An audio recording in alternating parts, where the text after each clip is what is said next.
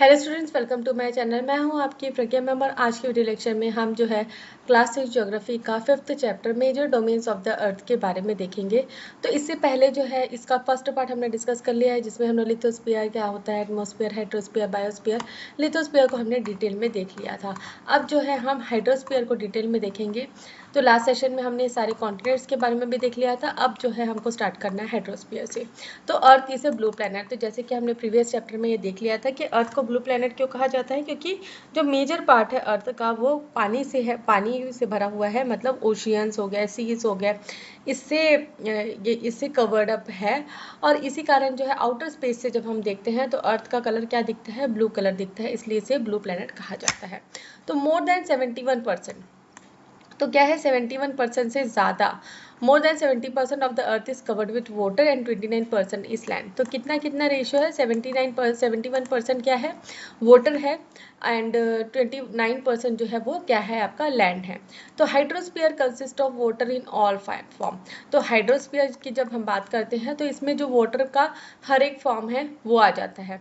As running water in oceans and rivers and in lakes, ice in glaciers, underground water, water vapour in the atmosphere, all comprises the hydrosphere. तो hydrosphere में जैसे अभी हमने देखा तो क्या क्या आ जाता है, सबसे पहला तो आपका है जो आप पानी साक्षात देखते हैं, जैसे कि आप ओशंस में देख रहे हैं, रिवर्स में देख रहे हैं, ठीक है। और जो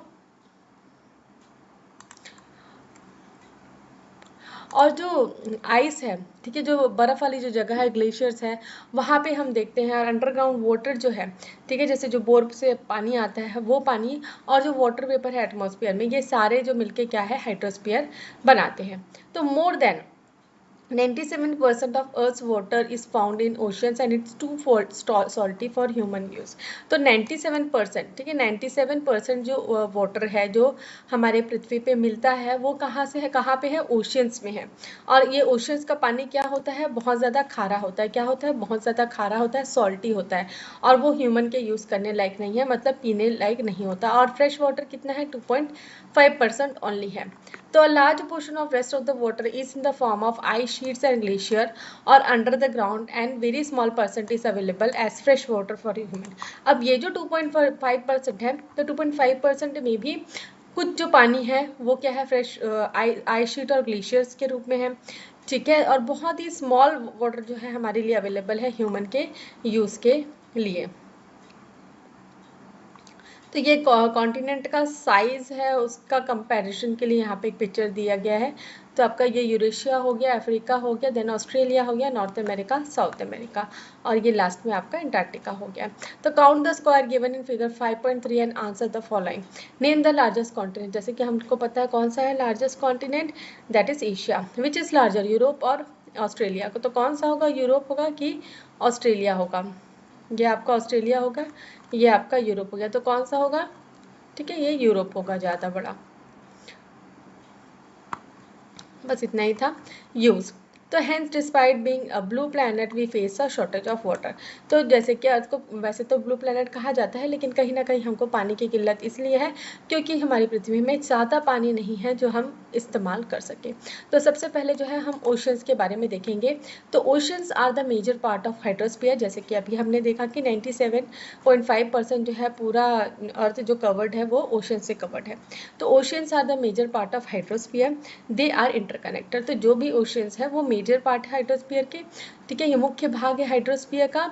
और ये क्या है, इंटरकनेक्टेड। इंटरकनेक्टेड मतलब वो एक दूसरे से क्या है, जुड़े हुए हैं। The ocean water are always moving.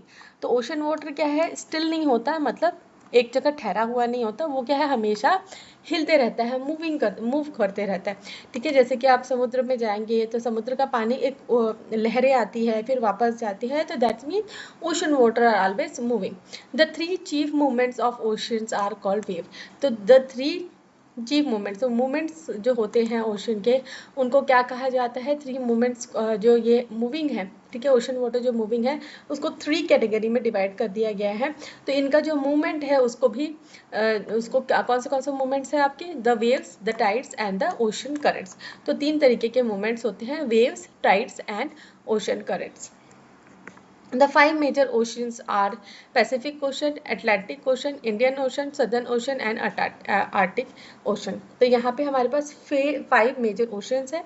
कौन से? Pacific ocean, Atlantic ocean, Indian ocean, southern ocean and Arctic ocean. ठीक है, अब इसके लिए हमको फिर से फिगर 5.1 में जाना पड़ेगा इसको समझने के लिए.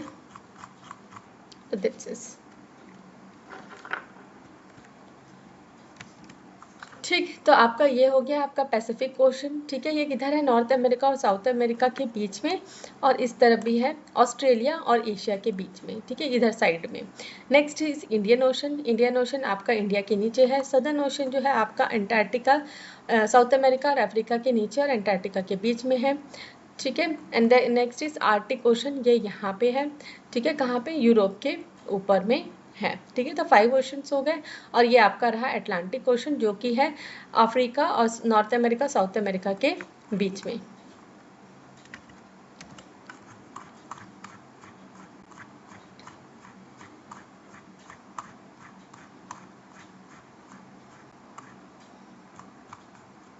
ओके, तो द पैसिफिक ओशन जैसे कि अभी हमने देखा is the largest ocean.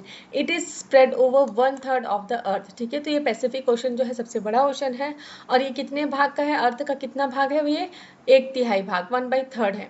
मैरीना Trench. ठीक है, Mariana Trench the deepest part of the earth lies in the Pacific Ocean. तो मैरीना ट्रेंच पृथ्वी का एक डीपेस्ट पार्ट है, मतलब आप अंदर गहराई में जाएंगे तो ये डीपेस्ट है. तो ये कहाँ पे है? पैसिफिक ओशन में लाई करता है. The Pacific ocean is the most the Pacific ocean is most circular in shape. तो पैसिफिक ओशन का शेप क्या है? सर्कुलर शेप में है. Asia, Australia, north America, South America surrounds it. तो जैसे कि अभी मैंने आपको डायग्राम में दिखाया, एक तरफ तो ये एशिया और ऑस्ट्रेलिया से की तरफ से है और नेक्स्ट तरफ जो था साउथ और नॉर्थ और साउथ अमेरिका से. ठीक है, तो इस सर्कुलर शेप में है. Look at the map and find out the location of the continents around the Pacific Ocean. तो हमने अभी ही देखा. ठीक है, फिगर में द अटलांटिक ओशन. ठीक है, जैसे कि अभी मैंने आपको दिखाया अटलांटिक ओशन किधर से है? नॉर्थ अमेरिका, साउथ अमेरिका और अफ्रीका के बीचों बीच में है. तो घिरा हुआ है. ठीक है, बीचों बीच नहीं बोलेंगे, घिरा हुआ है. तो is the second largest ocean. Atlantic ocean क्या है? सेकेंड लार्जेस्ट ओशन है. और ये कौन से शेप में है? एस शेप में है. कौन से शेप में है? एस शेप में है.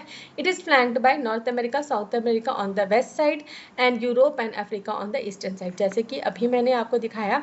ठीक है, नॉर्थ अमेरिका और साउथ अमेरिका इसके वेस्टर्न साइड में है और यूरोप और अफ्रीका इसके ईस्टर्न साइड में है. The coast line of Atlantic Ocean is highly indented. तो ये जो इसका जो कोस्ट लाइन है, ठीक है, कोस्ट लाइन है अटलांटिक ओशन का. कोस्ट लाइन मतलब जो क्या बोलते हैं, कॉन्टिनेंट से वो जो जुड़ा हुआ है. ठीक है, जहाँ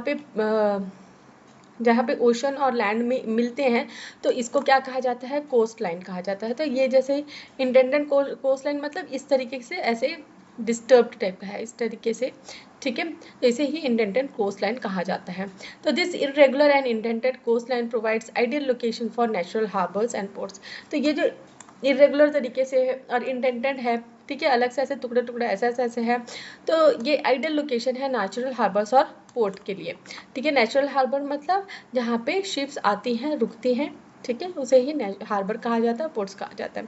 तो on the point of view of commerce it is the busiest ocean. तो जैसे कि ये मेजर जो कॉन्टिनेंट्स उनको जोड़ रहा है, North America, South America, Europe और अफ्रीका को, तो ये जो है बिजिएस्ट ओशन है. ठीक है, in the view of commerce. Commerce मतलब व्यापार के लेन देन से ये सबसे बिजिएस्ट ओशन है. Next is the Indian ocean is the only ocean named after a country that is India. तो इंडियन ओशन जो है एक लौता कंट्री, एक लौता ओशन है जो किसी कंट्री के नाम पे है. कौन सी कंट्री? हमारी इंडिया के नाम पे है. The shape of Indian ocean is almost triangular. तो जैसे कि इंडिया का नीचे का पार्ट जो ट्रायंगुलर शेप में है, वैसे ही जो इंडियन ओशन है उसका शेप जो है ट्रायंगुलर शेप में है. In the north America it is bounded bye, in the north. ठीक है, नॉर्थ में जो इंडियन ओशन है उसके नॉर्थ में. ठीक है, नॉर्थन साइड में it is bounded by Asia. ठीक है, इंडिया से बाउंडेड है. In the west by Africa, western side में अफ्रीका है. And in the east by Australia. और ईस्टर्न साइड में क्या है? साइड में है क्या है? ऑस्ट्रेलिया है. The Southern Ocean encircles the continent of Antarctica and extends northward to 60 degree south latitude. तो ये जो सदर्न ओशन है जो बहुत ही नीचे तरफ है, जो साउथ पोल की तरफ है, अंटार्कटिका की तरफ है। तो ये जो ओशन है ये अनसर्कल्स द कॉन्टिनेंट ऑफ अंटार्कटिका, जो अंटार्कटिका जो है उसको वो क्या है कवर अप करता है और एक्सटेंड नॉर्थवर्ड जो 60 डिग्री साउथ लैटिट्यूड तक कवर करता है। द आर्टिक ओशन, ठीक है, आर्टिक ओशन जो जैसे कि हमने देखा फिगर में ऊपर की तरफ है, आर्टिक सर्कल की तरफ है एंड नॉर्थ पोल को ये सराउंड करता है and it is connected with Pacific Ocean by a narrow stretch of shallow water को नॉन एज बेरिंग स्ट्रेट। तो यहाँ पे पैसिफिक ओशन, ठीक है, आर्टिक ओशन और पैसिफिक ओशन जो है एक narrow stretch of shallow water, ठीक है, छोटे से मतलब एक नदी, मतलब यहाँ पे नदी नहीं नाले टाइप का बना हुआ है जिसे क्या कहा जाता है बेरिंग स्ट्रेट, इससे जुड़ा हुआ है। It is bounded by the northern coast of North America and Eurasia. तो ये कैसे, जो नॉर्दर्न साइड में कहाँ से ये है, नॉर्थ अमेरिका और यूरेशिया से बाउंडेड है। नेक्स्ट हमको देखना है एटमॉस्फेयर के बारे में। तो ये है हमारे लेयर्स एटमॉस्फेयर के। तो ट्रोपोस्फियर, स्ट्रेटोस्फियर, मियोस्फियर, थर्मोस्फियर और एक्सोस्फियर, ये 5 जो लेयर्स होते हैं, ठीक है। तो ये लेयर्स जो है यहाँ से स्टार्ट होते हैं, जो लेयर नीचे की तरफ है इसे थर्मोस्फियर कहा जाता है, ऊपर स्ट्रेटोस्फियर होता है, नेक्स्ट इज मियोस्फियर होता है, नेक्स्ट इज थर्मोस्फियर होता है, नेक्स्ट फिर एक्सोस्फियर होता है। तो यहाँ पे देखेंगे हम, the earth is surrounded by a layer of gas called atmosphere. जैसे कि हमने पहले देखा था, अर्थ के जो चारों ओर एक हवा का ब्लैंकेट के जैसे है, ये थिन ब्लैंकेट जो है इसे एटमॉस्फेयर कहा जाता है। तो this thin blanket of air is an इंट्रिकल and important aspect of the planet. तो ये जो थिन ब्लैंकेट की तरह हमारे अर्थ को कवर करता है, ये बहुत ही महत्वपूर्ण है, ठीक है, हमारे एस्पेक्ट है हमारे प्लैनेट के लिए। एस्पेक्ट मतलब एक जरूरी चीज़ है हमारे लिए। तो it provide us with the air we breathe and protect us from the harmful effects of sunrise. तो जैसे कि हमें पता है कि हम जो सांस लेते हैं उसमें ऑक्सीजन होता है, और जो ऑक्सीजन है जिसकी ज़रूरत हमें रहती है वो कहाँ से हमको मिलता है, एटमॉस्फेयर, एयर से मिलता है। The atmosphere extends up to a height of about 1600 kilometres. तो एटमॉस्फेयर जो है ऊपर जाते हुए एक्सोस्फियर तक होता है, और ये कितनी हाइट तक जाता है, 1600 किलोमीटर्स की हाइट तक जाता है। The atmosphere is divided into 5 layer based on the composition, temperature and other properties. तो एटमॉस्फेयर को हम 5 लेयर्स में डिवाइड करते हैं ऑन द बेसिस ऑफ इसमें कंपोजिशन क्या क्या है, मतलब इसमें चीज़ें क्या क्या है, मतलब एयर का कंटेंट कैसा है, टेम्परेचर कैसा है, ह्यूमिडिटी कितनी है। तो ये सब के बेसिस में इनको 5 लेयर्स में डिवाइड किया गया है। तो this layer starting from the earth surface, तो layer starting from the earth surface, ठीक है। और अगर हम स्टार्ट करेंगे यूनिवर्स से, तो ये इधर एक्सोस्फीयर से आएगा, और यहाँ हम अर्थ से स्टार्ट कर रहे हैं। तो आपका है troposphere, stratosphere, mesosphere, thermosphere, exosphere. The atmosphere is composed mainly of nitrogen, oxygen, which make up 99% of clean dry air. तो जो हमारा एटमॉस्फेयर है उसमें सबसे ज़्यादा कंटेंट किसका है, नाइट्रोजन का है, उसके बाद ऑक्सीजन का है, जो 99% क्लीन ड्राई एयर को कंपोज करते हैं। तो नाइट्रोजन जो है वो 78% है, ऑक्सीजन जो है 21% है, और अदर गैसेस में क्या क्या आ गया आपका, कार्बन डाइऑक्साइड, आर्गन, और बहुत सारे ऐसे गैसेस हैं जो हमारे एटमॉस्फेयर में पाए जाते हैं। तो ये जो है अदर मिला के सिर्फ 1% ऑफ वॉल्यूम होता है। तो 78% आपका नाइट्रोजन हो गया, 21% जो है आपका ऑक्सीजन हो गया, जो 1% बाकी बचा हुआ है वो कार्बन डाइऑक्साइड, आर्गन और अदर जो गैसेस है उससे बनता है। तो oxygen is the breath of life, while nitrogen helps in the growth of living organism. तो ऑक्सीजन हमको, जैसे कि आप लोगों को पता है, ज़रूरत है हमारे रेस्पिरेटरी सिस्टम के लिए, हमारे जीने के लिए, और नाइट्रोजन जो है लिविंग ऑर्गेनिज्म की ग्रोथ में हेल्प करता है। तो carbon dioxide though present in minute amount is important as it absorbs heat radiated by the earth, thereby making the planet warm. तो कार्बन डाइऑक्साइड भी बहुत ही इंपॉर्टेंट है। जो हम सांस लेते हैं तो हम रिलीज क्या करते हैं, कार्बन डाइऑक्साइड, तो बहुत ही माइन्यूट अमाउंट पे है, लेकिन ये क्या, कार्बन डाइऑक्साइड की क्या टेंडेंसी है, वो हीट को एब्सॉर्ब करता है। तो इससे हमारा प्लैनेट जो है वो क्या होता है, थोड़ा सा गर्म रहता है। And it is essential for the growth of plants. तो जैसे कि आपको पता होगा, आपने साइंस में पढ़ा होगा, जो प्लांट्स है वो क्या इनटेक करते हैं, कार्बन डाइऑक्साइड, और रिलीज क्या करते हैं, ऑक्सीजन रिलीज करते हैं। तो प्लांट्स के ग्रोथ के लिए भी कार्बन डाइऑक्साइड बहुत ही ज़रूरी है। तो density of the atmosphere varies with its height. तो जो डेंसिटी है एटमॉस्फेयर की, मतलब घनत्व है जो एटमॉस्फेयर का, वो हाइट के ऊपर डिपेंड करता है।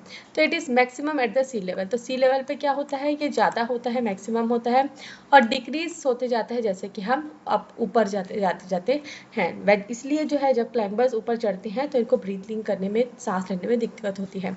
तो you know the climbers experience problem in breathing due to this decrease in the density of air. तो जैसे जैसे हम ऊपर चढ़ते जाते हैं तो अर्थ जो एयर की डेंसिटी है वो कम होती जाती है, इसलिए ऑक्सीजन का लेवल क्या हो जाता है, कम होते जाता है, इसलिए हमको ब्रीथिंग में प्रॉब्लम आ जाती है। तो they have to carry with them oxygen cylinder to be able to breathe at the high altitudes। तो अपने जब वो चढ़ाई वगैरह करते हैं तो उनको अपने साथ में क्या है, एक ऑक्सीजन सिलेंडर लेके जाना पड़ता है ताकि वो ईजिली चढ़ाई कर सकें, ऑक्सीजन की कमी उनको ना हो। The temperature also decreases as we go upwards. तो जैसे जैसे हम ऊपर जाते हैं तो जो टेम्परेचर है, ठीक है, जो गरम वो है वो भी ठंडा होते जाता है। The atmosphere exert pressure on the earth. ठीक है, तो एटमॉस्फेयर जो है अर्थ पे क्या है, प्रेशर बनाता है। This varies from place to place. Some area experience high pressure and some areas low pressure. Air moves from high pressure to low pressure. Moving air is called wind. तो देखिए अलग अलग जगह पे एटमॉस्फेयर का pressure अलग अलग है। तो जो भी जैसे कि आप जानते होंगे कि जो भी चीज़ है अगर जहाँ पे कम है तो वो ज़्यादा में जाएगी, तो जहाँ पे लो प्रेशर है, एयर कम है, वहाँ पे जो दूसरी तरफ की एयर है वो आते जाएगी। तो ये जो मूवमेंट है एयर का, इसे ही क्या कहा जाता है, विंड कहा जाता है। तो नेक्स्ट हमको देखना है biosphere the domain of life. तो जो बायोस्फीयर है इसे क्या कहा जाता है, डोमेन ऑफ लाइफ ही कहा जाता है। तो biosphere is the narrow zone of contact between land water and air. तो बायोस्फीयर क्या है, एक नैरो जोन है, ठीक है, बहुत ही बड़ा नहीं है, बहुत ही छोटा भी नहीं है, एक नैरो जोन है जो कॉन्टैक्ट है between land water and air की। तो it is in this zone that life that is unique to this planet exist. तो यही वो जोन है जहाँ पे हमारे प्लैनेट में लाइफ एग्जिस्ट होता है, और इस लाइफ के कारण ही हमारा जो अर्थ है वो क्या है, एक यूनिक प्लैनेट है। तो यहाँ पे एक पिक्चर दी गई हुई है जिसमें आपको डायग्राम से समझाया गया है। तो ये आपका पानी वाला लेयर हो गया हाइड्रोस्फीयर, ये आपका ऊपर एटमॉस्फेयर हो गया, ये हो गया आपका लिथोस्फीयर, ठीक है, और ये आपका हो गया बायोस्फीयर। तो ये सारी चीज़ें जो है एक दूसरे से कनेक्टेड हैं। So there are several species of organisms that vary in size from microbes and bacteria to huge mammals। तो हमारे जो बायोस्फीयर है वह अलग अलग स्पीसीज रहते हैं ऑर्गेनिजम्स के, जो छोटे माइक्रोब से होके, ठीक है, ह्यूज मैमल्स के जितने आपको मिलेंगे बायोस्फीयर में। तो all the living organisms include humans are linked to each other and to the biosphere for survival. तो जैसे कि और जितने भी ऑर्गेनिजम्स हैं वो एक दूसरे से लिंक्ड हैं, ह्यूमंस को भी, ठीक है, जैसे कि ह्यूमंस किसके ऊपर डिपेंडेंट है खाने के लिए, तो प्लांट्स के ऊपर डिपेंडेंट है, जो नॉनवेज खाते हैं वो अदर एनिमल्स के ऊपर भी डिपेंडेंट है, ठीक है, पानी के लिए हाइड्रोस्फीयर पे। तो ऐसे एक दूसरे से हम इंटर लिंक्ड हैं। So the organisms in the biosphere may broadly be divided into plant kingdom and animal kingdom। तो जो भी organisms हैं इन बायोस्फीयर में, इसको हम कितने पार्ट में डिवाइड करते हैं, दो पार्ट में डिवाइड करते हैं। एक होता है आपका प्लांट किंगडम, नेक्स्ट होता है एनिमल किंगडम। तो नाम से ही समझ में आ रहा है, प्लांट्स जो प्लांट्स वाले को देख रहे हैं और एनिमल्स जो एनिमल किंगडम होंगे, तो दो में हमने डिवाइड कर दिया। The three domains of the earth interact with each other and after each and affect each other in some way और द अदर। तो ये जो तीन डोमेन्स हैं अर्थ के, हाइड्रोस्फीयर, एटमॉस्फेयर, बायोस्फीयर, तो ये जो है ये तीनों एक दूसरे से इंटर रिलेटेड है। एक में अगर इफेक्ट पड़ता है तो दूसरे में इफेक्ट पड़ता है। जैसे कि cutting of trees for the fulfilling of needs of wood or clearing land for agriculture may lead to fast removal of soil from slopes। तो जैसे कि अगर हम पेड़ पौधे को काटते हैं, मतलब हम बायोस्फीयर को अफेक्ट करते हैं, ठीक है, एग्रीकल्चर के लिए लैंड को काट रहे हैं, या वुड चाहिए उसके लिए लैंड्स को वुड्स को काट के पेड़ों को काट दे रहे हैं, तो इससे क्या होता है, जो जैसे पेड़ की जो जड़ें हैं वो सॉइल को बांध के रखती है, ठीक है, अपने जड़ों से बांध के रखती है।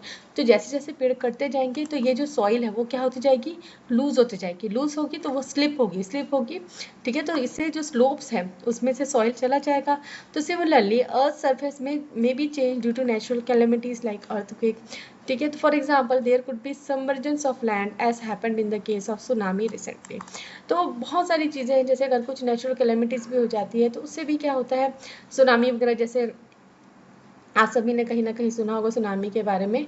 तो इससे क्या होता है, जो लैंड है वो धंस जाती है, ठीक है। सबमर्जेंस मतलब धंस जाती है, ठीक है। तो ये जो सुनामी आया था तो अंडमान और निकोबार जो आइलैंड है वो पूरी तरीके से पानी में क्या है, डूब गया था। तो discharge of waste material into the lakes and water rivers make the water unsuitable for human use, it damages all other forms of life. तो जैसे कि आप जानते होंगे कि हम क्या करते हैं, हमको कचरा दिखा कहीं पे भी फेंक देते हैं। जब बारिश का समय आता है तो वही कचरा जो है बह के, या फिर कोई इंडस्ट्रीज वगैरह है वो अपना जो वेस्ट है उसको डिस्चार्ज कर देते हैं रिवर्स, लेक्स में। तो इससे जो वो पानी है वो ह्यूमन यूज़ के लिए अनसूटेबल मतलब खराब हो जाता है, उसको यूज़ करने लायक नहीं होता है। तो the emission of from industries, emission मतलब जो इंडस्ट्री से निकल रहा धुआं है, thermal power plants, vehicles pollute the air, ठीक है। तो जो इंडस्ट्री से निकलता हुआ धुआं है, थर्मल पावर प्लांट से, व्हीकल से, ये एयर में पोल्यूशन मतलब उसको गंदा कर देते हैं, ठीक है। उसके जो ओरिजिनल स्ट्रक्चर है उसको अफेक्ट कर देते हैं। तो carbon dioxide is a important constitute of air, ठीक है, जैसे कि हमने देखा अभी।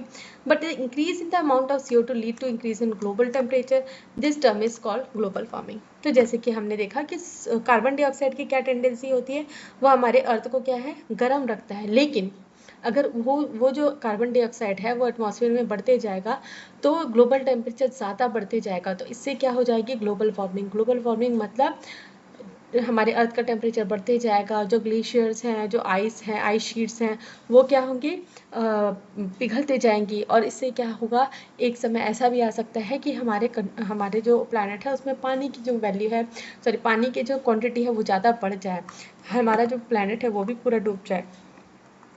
So there is thus a need to limit the use of resources of the earth to maintain the balance of nature between the domains of lithosphere, the atmosphere and heterosphere। तो इसलिए बहुत ज़रूरी है जो हमको रिसोर्सेज वगैरह है उसको हम अच्छे से यूज़ करें, क्लेवरली यूज़ करें, है ना। हम कोई चीज़ को मिस यूज़ ना करें, ताकि जो हमारे डोमेन्स है लिथोस्फीयर, एटमॉस्फेयर और हेटेरोस्फीयर, ये इनका बैलेंस बना रहे और बायोस्फीयर का भी बैलेंस बना रहे। तो यहाँ पे हमने ये चैप्टर भी कंप्लीट कर लिया है। नेक्स्ट में हम ये क्वेश्चन आंसर्स है वो डिस्कस कर लेंगे। तो मैं आशा करती हूँ कि आपको ये वीडियो लेक्चर समझ में आएगा। वीडियो समझ में आए तो वीडियो को लाइक शेयर करें, कमेंट करके बताएं कि वीडियो कैसा लगा। अगर मेरे वीडियोस आपको पसंद आते हैं तो चैनल को सब्सक्राइब कर लीजिए, बेल नोटिफिकेशन को भी ऑन कर लीजिए, ताकि जब भी मैं नए वीडियोस डालूँ तो आपको नोटिफिकेशन मिल सके। Thanks for watching.